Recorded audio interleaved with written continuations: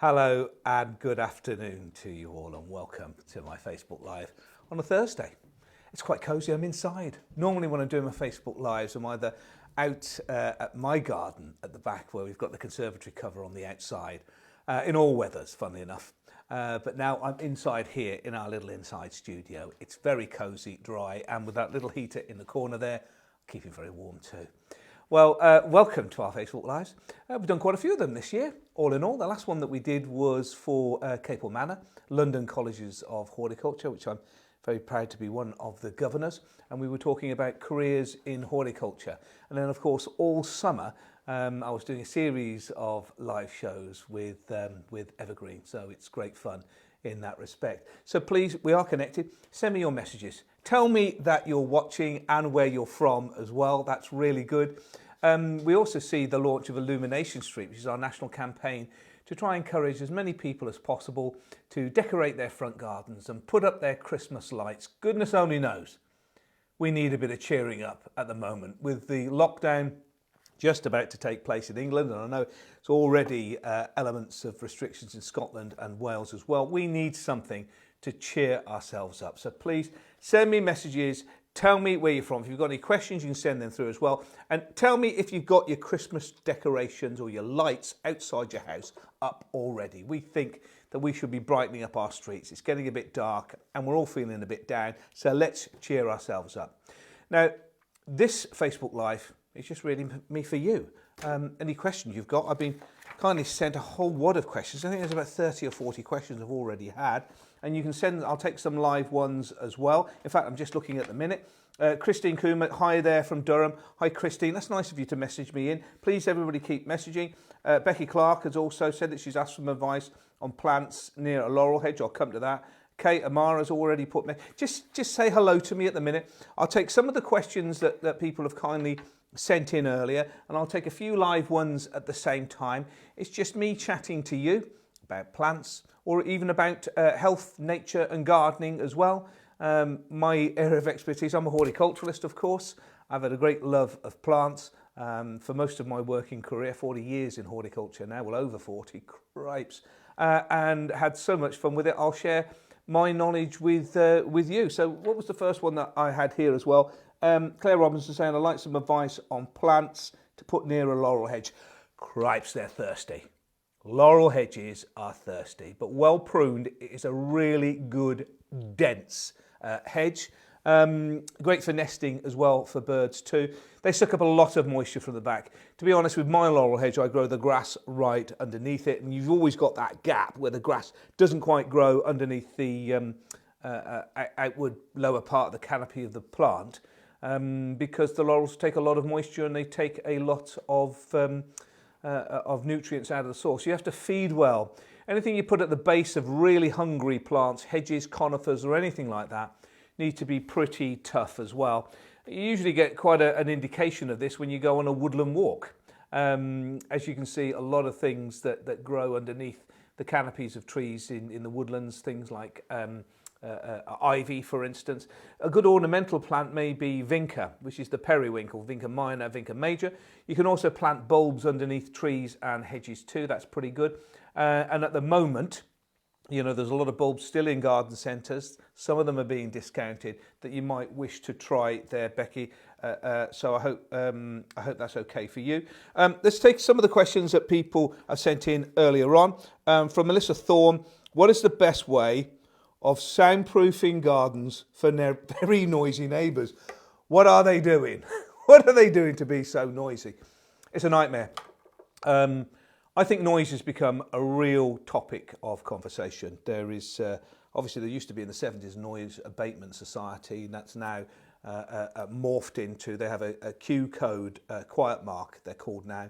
It's worth taking a look on their website. They've not only got products that are quiet, or they endorse products that are quiet, but they've also got campaigns to try and reduce the amount of noise that takes place, which I think is very poignant.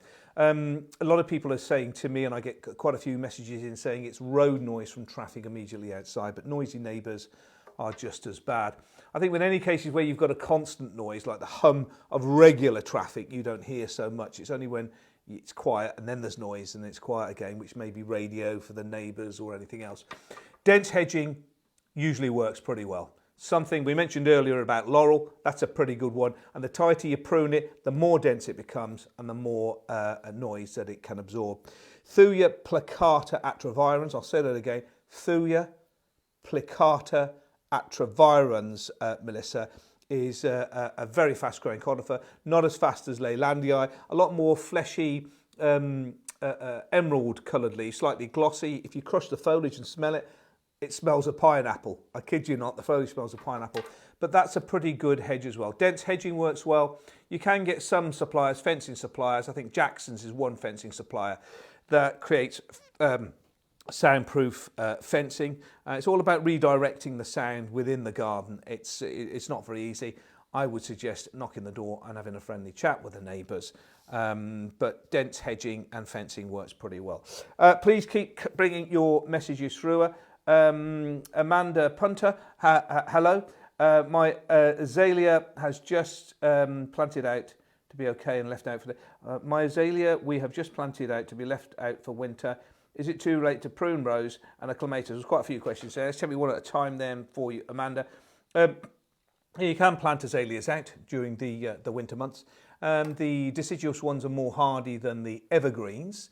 And bear in mind there is a difference in between an azalea that you buy from a pot plant department that has been grown on really, and they're quite soft. When I say soft, they're not as tough as the ones that have been grown outside naturally. So if you bought it from an indoor plant department, I wouldn't plant it outside, certainly not now. Sometimes you get a chance of doing that if you bought it in spring and it's out there during the summer, but the winter is a no. If you bought it from an outside plant area in a garden centre or a nursery, you can plant them out there. If we get very heavy frosts, really hard frosts, you may want to give it a bit of a covering during the winter. You can buy this horticultural fleece. It's like webbing you get from a garden centre, just to put it over the top to give it a bit of extra protection if it's in an exposed area. But planting shrubs, autumn is generally nature's time for planting, so you're pretty good with it. I was just thinking I can't have a sip of cup of tea. I'm not on this morning. I was on This Morning last week for those of you who caught it. And yesterday I was filming with Alan down in Hampshire. I'm talking to you, aren't I? It's relaxed. I've got George there on the camera. I've got Adele there who's handling your question. So I'm having a cup of tea. We have had an interesting question actually about my dahlias, which are now obviously delayed and still flowering. And she's saying, what do I need to do with them for the winter? Well, I think things are very difficult. Some people with dahlias, it really depends on the type of dahlia that you've got. Some people leave them outside. Leave them outside for a start off. It's a beautiful day out there this morning. The sun is shining. I don't know whether the sun is shining where you are. Please let me know. Send in your messages. But with dahlias, leave them in the garden and try and squeeze out as much flower as you can. Some people dig the dahlias up and put them into containers and move them into greenhouses or unheated garages with light just to give them an overwintering. Other people just put some more straw and protection down and try to overwinter them outside. What I would do is I'd Google the name of the dahlia you've got. There are different, obviously, varieties, and some are hardier than others. Right, what else have we got in here? Let's carry on with some of the questions. Where are we here? Oh, yes, so Amanda, you had another question. I've got to try and make it fair. Is it too late to prune roses? I would. You can give your prune roses a good trim over at the moment. I normally give them a hard prune down in springtime. Sometimes if you prune too heavily during the autumn, it initiates more growth, young growth that comes out that can get hit by some of the frosts. So I generally give a reduce down by half, trim up my roses rather than the full hard cut back. Now, the reason I trim them now is during the winter, you can get a lot of wind, and sometimes you get what's called wind rock, where a plant moves around like that and separates itself from the source. You get a bit of a gap at the bottom of the plant as it's moved around. Sometimes that fills with water, gets waterlogged, and if it freezes, can cause some damage. So just a light prune now to keep them going. Right, what else have we got on here? Tina Vaughan, hi David, hello Tina, and Caroline Newson as well. Will my young acers be okay in outside pots? Depending which acers they are, of course. There are a couple of varieties. There's the Norway maple, which is the more traditional Canadian leaf maple that you see, which is an acer, and they're generally fine outside. But then, of course, you get your Japanese maples as well. If they're in pots and containers, I usually move them to a more sheltered part of the patio to give them a bit of support. I'd be very careful about moving them under the eaves of the house, of course, because sometimes any pots that you move there doesn't get rainfall. You think they've got rain on them, but they haven't. The eaves have deflected the water further afield. But if you planted them out into the gardens, you should be fine. Put them out into areas, but again, very similar that we mentioned before with the evergreen azaleas. And evergreens are more susceptible to frost damage, obviously, because they've still got their foliage on, than deciduous plants, and obviously acers are deciduous, so you should be fine. But keeping an eye open. It's only when we get extreme rivers that's really different. I'm conscious that there's a load of more questions I've got here as well. I've got Sylvia Priest saying, fabulous doing Facebook Lives. Oh, that's good. Sylvia, send me a hi. What have we got here? I've got Paulownia seedlings in my greenhouse. They've just shed their leaves. That will do this time of year. You want to plant them out, but you don't want a massive tree. They grow 12 metres. They grow 12 metres, Sylvia. I'd really be a bit careful about putting it. I mean, obviously, like many trees, you can keep pruning back to regulate the growth. But with big trees, eventually you'll find yourself in trouble. But if you've managed to get them to germinate, you've done very well. Isn't it marvellous, germinating a tree? There's something that you're connected with nature, you know. And this time of year, do it. Go out, collect some acorns, collect some conkers, you know, collect as many seeds as you can. And what I do is I get usually about 20 or 30 little pots. You buy them quite inexpensive, a bit of Miracle Grow peat-free compost in there, or a John Innes mix or something similar, and just plant them all with the seeds that you've picked up, small seeds from silver birch and things like that, and give them a go. You know, if you've planted up 30 and you end up with 5 really good trees, you know, costing you nothing, things you've collected yourself, it's a magical experience growing trees. I love it. I've always got a few on the go over there. So that's really good. Okay, Felicity Hewlett, I've got, I want an evergreen flowering climber to put on a fence panel that has a bit of morning sun, so it's an easterly position. Prefer one to encourage birds. I've had to put up some new fencing. My neighbours insisted on ivy. My neighbours insisted that the ivy on it was killed. Fair enough, it can get a bit berserk. But there was a lot of nests. Well, you can, and things like pyracantha are really good a climbing plant. You get evergreen foliage or semi-evergreen foliage, depending on how hard the winter is. You get berries and you get flowers. And because it's slightly thorny, it makes, you know, if you prune it into position, makes a really nice covered climber on a fence with all year round interest, and great nesting for birds. Great nesting for birds because the thorns protect them from predators. Lonicera as well, which is a honeysuckle, Lonicera japonica, you can have. It makes quite good nesting with that. Of course, you get the berries and you get the fragrant flowers as well, not just for the pollinators, but also for some of the smaller insects, which is a staple diet for birds, and they'll nest in it as well. Okay, Linda Jones. I have 3 large raised beds, and I've got a greenhouse waiting for delivery. Blinking heck, you're going for it. And do you know, it is a most enjoyable thing. If you've not had a greenhouse before, and for those of you who have a greenhouse, my favourite time is when I'm in there and it's raining. I can hear the rain plinking on the windows above, see the water moving down as I'm potting up seeds, containers, watering. It's lovely. I even turn the radio down just for that, but I still have a cup of tea as well while I'm in there. The greenhouse is the great escape. Okay, what can you do? Well, you're doing quite a bit now, aren't you? Because now's the time. A lot of garden centres you can get out there. Things like garlic and things like onions you can plant out pretty well. I think you've already done some beans here. Make sure you give them a bit of protection. If you've already done something with the beans, you want a little bit, I don't know, a cloche or something similar over the top of that, just to protect them from the extreme weather. There's a lot of things that you can grow outside now. Perpetual spinach is a really good one to plant out. You can plant out a lot of fruit bushes now, things like currants and blueberries, raspberries. It's a great planting time for that. It's not just about veg, of course, grow your own. Then you've got things like blackberries are really good. You can get Merton thornless, which are no sharp thorns on that, or Oregon thornless, Really great for planting at this time of year. So get stuck into that, and good luck. And I hope you really enjoy your greenhouse. I'll tell you, and if you haven't got one before, those of you who are thinking, and you're wondering what your other half can treat you to for for Christmas, get a greenhouse down on the list. Endless pleasure. You save money, of course, if you're producing your own seeds as well. Let's take a few live questions that we have got here.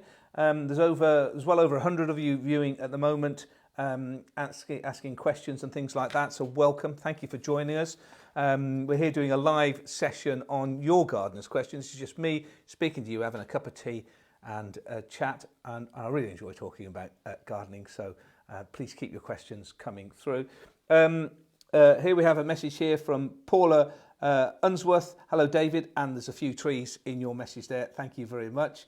Janet Lee, I've made a bulb lasagna for the first time, and I will put them in the shed over winter. From Janet from Scotland. Welcome. Thank you for joining us from Scotland as well.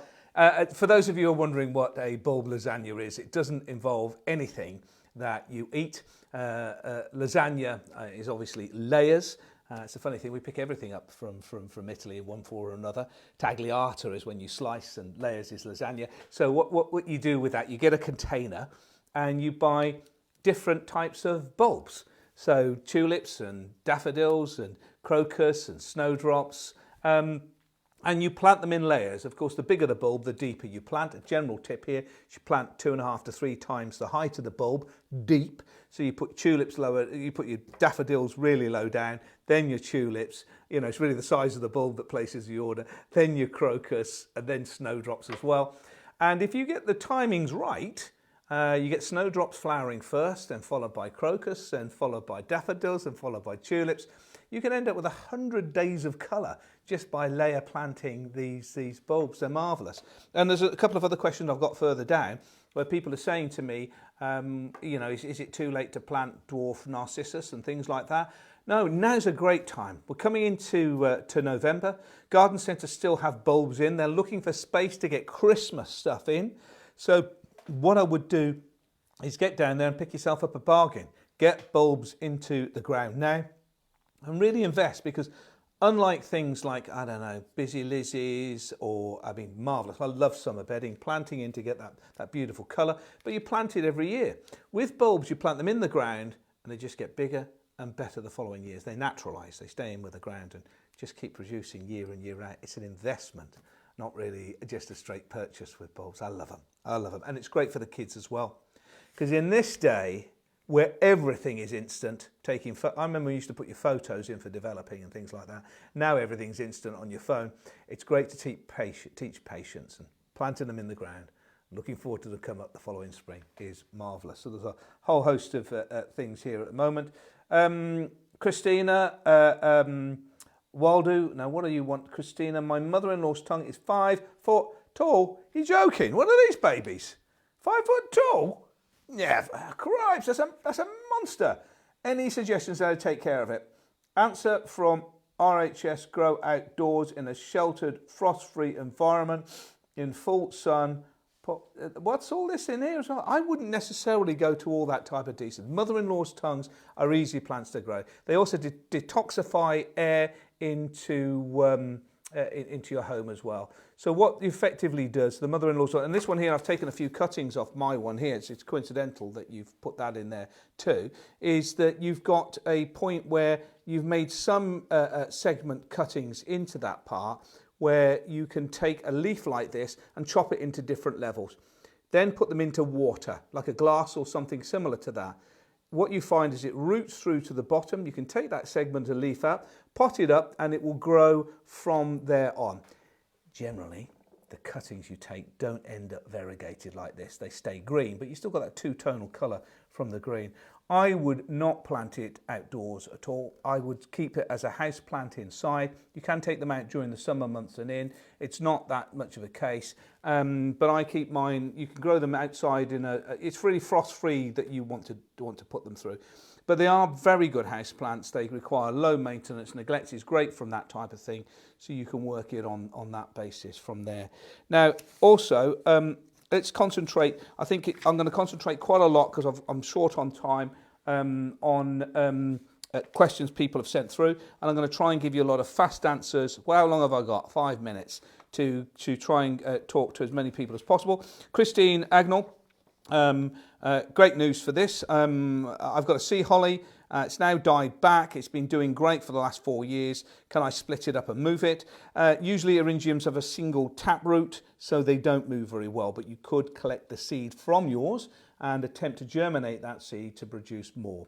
Or buy them, or you can buy them in from most garden centres in seed format and start propagating your own.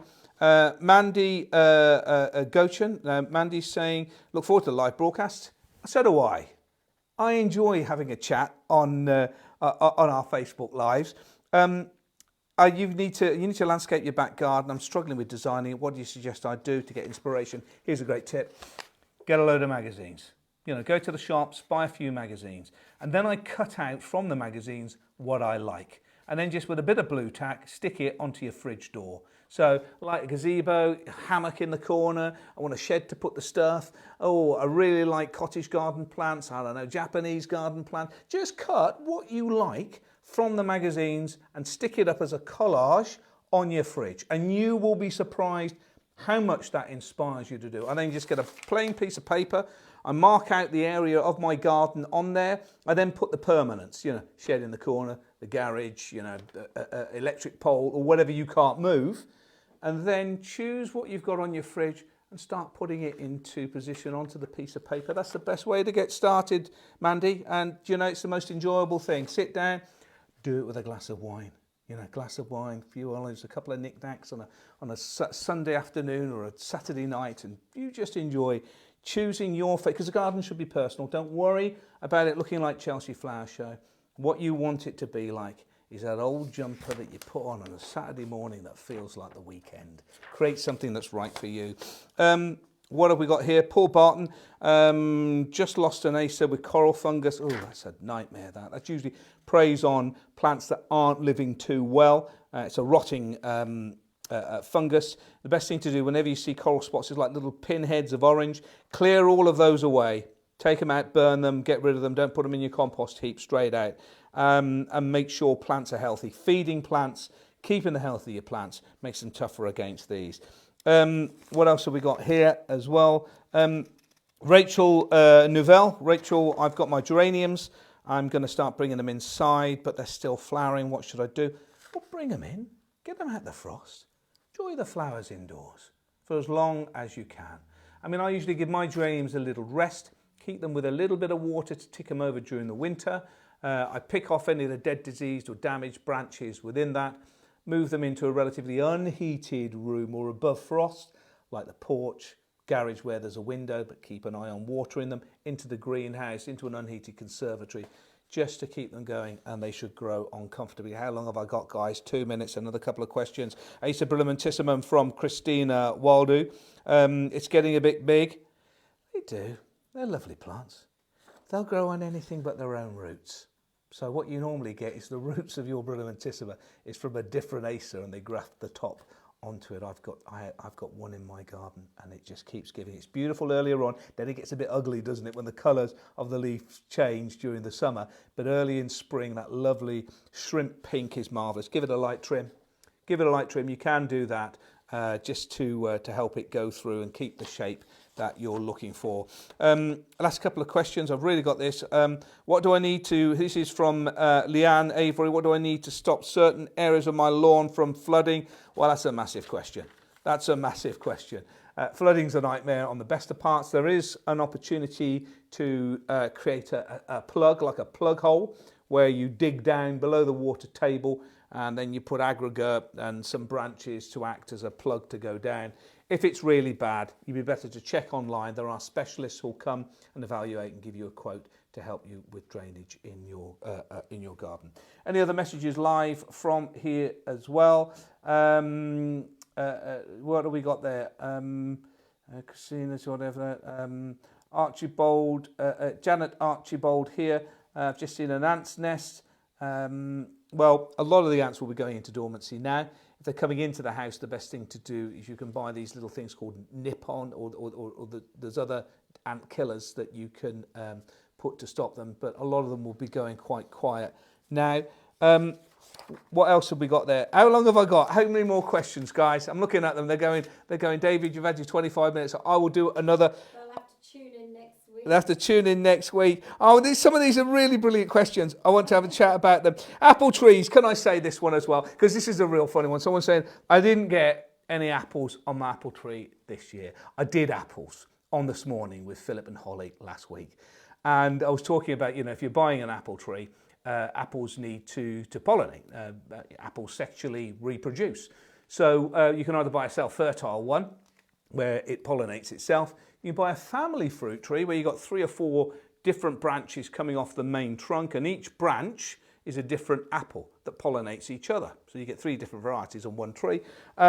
Or you can make sure your neighbours have got apple trees and yours pollinates with the neighbours. Philip came up with a cracking one. I don't know, did you guys see that? Philip says, what do you mean, sort of apple trees have to do it together to produce apples? What, does one apple tree look over the fence and go, about a bit, and next thing you know, you get apples? Yeah, that's how nature works. We are so similar and we are so connected with plants and nature. We all live on the surface of this planet and it gives so much. The more time we can spend getting closer to green and nature and outside, rather than just being in this lockdown with smartphones and iPads and computers and smart TVs, we need to harmonise and balance our lives between technology and engaging with outside and nature. I'm going to be doing these regular chats with you. Send me in your questions. I love them. I'm going to try and get some that have already been sent into the next show. And I really like it when you guys send me a message saying where you're from and things like that. Any more questions you've got. I really urge any of you to take a look at illuminationstreet.com. illuminationstreet.com. It is a great website with loads of hints and tips on how to enjoy the magic of Christmas and your front gardens, making decorations and things like that. Sorry, Adele's looking at me doing funny faces. Light up your streets. Well, that's the thing. We initiated this last year, which was trying to encourage people to light up their streets. Many people do these community outdoor lights and raise money for marvellous charities. We were just thinking in the office here the other week that with lockdown coming back, many of us are inside, but of course it puts the pressure on those key workers who are doing such a marvellous job supporting us during these very difficult times. All the NHS workers that go through extremely long hours with masks on all spring, summer, going through a similar thing yet again with our lockdown here, that they have been going through it since this started, I hasten to add. But it's not just that, our emergency services, our food retailers, our delivery drivers, our care workers and all the others that are out there working, taking care of us. We thought it'd be a great idea. Let's light up the streets for those guys. Not just the rainbow in the window, but a rainbow of colour. So when they're coming home from work, they can see that we care. And put the lights up for them and to cheer yourselves up as well. Christmas is coming. There will still be ample opportunities for us to still enjoy Christmas, that self-indulgence, that cheeky sherry, just as we're putting the sprouts on for the Christmas dinner. It's all coming. Please keep communicating with me. Really enjoyed talking to you. Think of more questions for me for our next show. And I look forward to speaking to you again when we broadcast. Thank you very much.